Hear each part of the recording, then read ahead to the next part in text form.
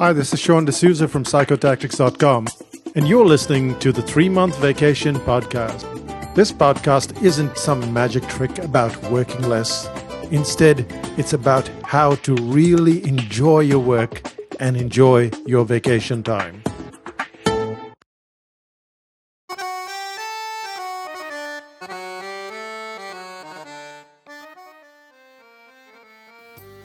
This is the 3-month vacation, and this is the 3-part summary. In the last 3 episodes, we worked out what makes an irresistible offer. And in this episode, we'll do a summary because we covered quite a lot, and that was 3 whole episodes. In the first episode, we looked at the buffet versus specialty principle. And we found that we are enamored when we're given a lot of stuff. The moment we're presented with a buffet, we are like, wow, this is so much stuff. And we looked at the example of lynda.com. We looked at 5000bc.com. We looked at even books that you get on Amazon. They're all buffets. There are 180 pages, 200 pages. When you look at the live event, you'll see there are 25 speakers, and this is your buffet principle. We find it irresistible. But on the other hand, we also like the specialty. And when we go out to dinner, more often than not, we will choose one dish rather than the buffet. And when you take your concept and say, how can I create a specialty? Whether it's a service or a product, and you create the specialty, the something that's so amazing, it becomes irresistible. At Psychotactics, we have the article writing course, and logically, that covers everything. That's the buffet. It takes 3 months to complete the course. It's got a lot of information. But then when you break it down, you see that you can cover just headlines over 8 weeks. So you see both the buffet principle and the specialty at work. And that makes it really interesting because clients want both of them. They don't want one of them. And if your business is all buffet, then you're not really running an efficient enterprise because we prefer specialty. Buffets are hard to consume, and so we avoid them even though we are attracted towards them. So create the specialty because that's where clients really love what you do. That's what they really want to buy into on a consistent basis, just that small meal. So that was episode number 68, and you want to go back and listen to that. This takes us to episode number 69, and we looked at exclusivity.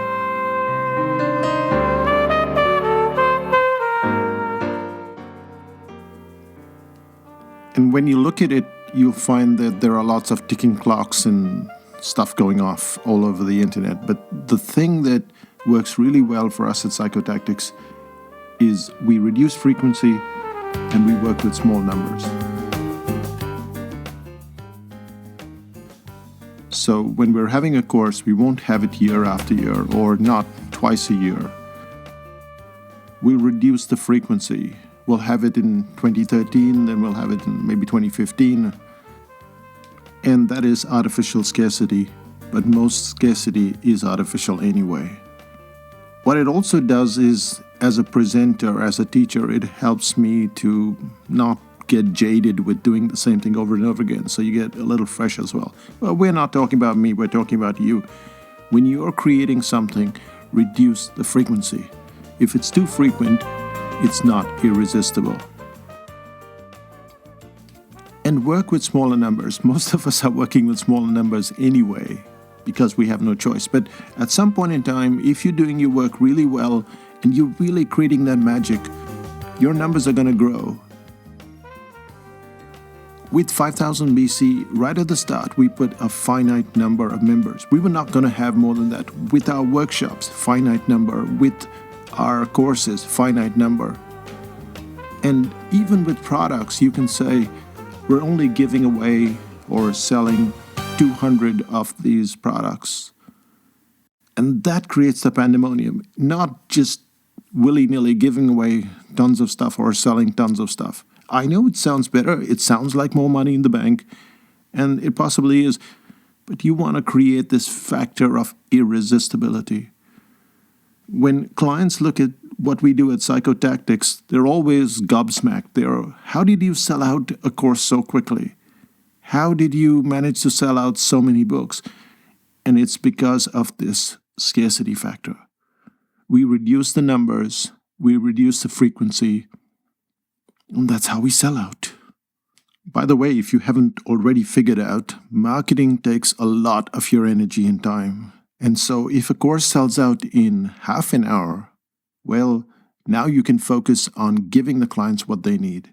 If the course sells out in a week, that means you've been marketing for a week. If it sells out in a month, it means you've got that on your head the whole time. The first time we did our workshop in Los Angeles in 2004, we took 16 weeks, that's 4 whole months. That completely took up our time and our effort. I recently went to an event where there were supposed to be, 5,000 people. 500 people showed up, but they had to market for months on end, and it took up a lot of resources of that company. And though they have a substantial staff, again, a lot of resources. And that comes from wanting more and higher frequency. So reduce your numbers, lower your frequency. So that was the summary for episode number 68, which was on exclusivity. Again, go and listen to it. It's downloadable and listen to it. And finally, we go to episode number 69, which is pre-sale, which is the build-up. In episode number 69, we look at the 5 steps that gets you to the end point. And the end point is really where you need to start. What is the event? A lot of the times people tell me, well, I've got a service. It's not a product. I'm not launching a product on a specific date. But you can have a specific service and make it an event.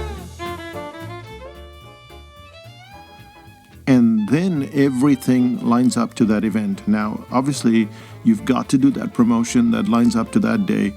And if you've not been sending out newsletters and you've not been doing that kind of stuff, then it's much harder and you're going to struggle a lot more.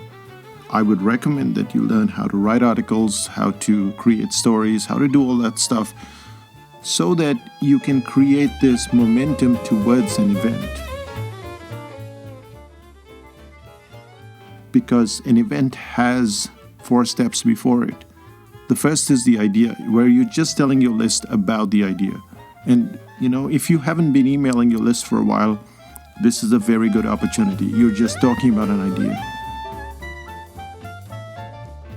The idea doesn't have to have any details. In fact, even the next stage, which is the announcement, doesn't have to have any details. It's just an announcement. We're going to do this 6 months from now, or we're going to do this 8 weeks from now. And leave out the details. The details come in the 3rd stage, and that is where, when, how much. You can pin that down in the 3rd stage. But now you're building up that momentum in the customer's brain, and now they're thinking, wait a second, this sounds interesting, and they've heard the same message once, twice, thrice, and if you've been smart, then possibly more often.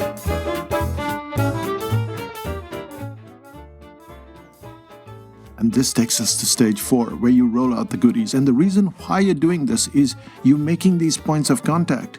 1 goodie, 2nd goodie, 3rd goodie, 4th goodie, 5th goodie.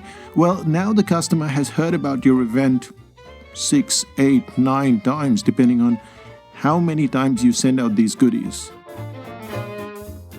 And goodies can be broken up into 2 subsections, which is snippets and bonuses. Snippets are pieces of information, and they are related directly to your product or service.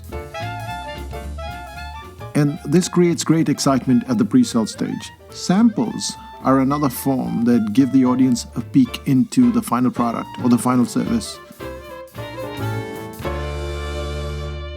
And while you can run a campaign on samples or snippets alone, You want maximum impact. You want to take full advantage of the potential of both type of goodies, snippets and samples.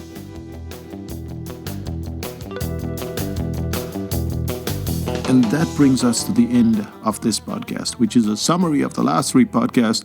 So if you haven't heard 67, 68, and 69, then go back and find out what makes an irresistible offer. It's packed with lots of beautiful music and lots of stories that are very, very interesting. And if you figured out how important storytelling is, then you will go and pick up the storytelling series on the Psychotactics site. It's a series of books that shows you how to use stories in your business and why most businesses have this dry, boring method of getting their message across. So storytelling is very critical.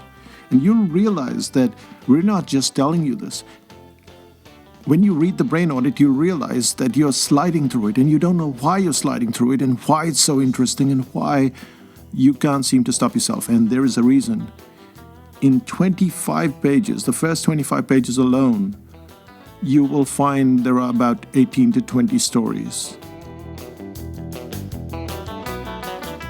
And then you go to the next 25 pages, there are more stories, and then more stories. How are those stories crafted?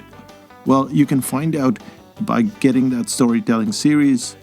Also read the brain audit. And then in 2016, you want to join us in 5000 BC. Come join us. We'd love to have you there.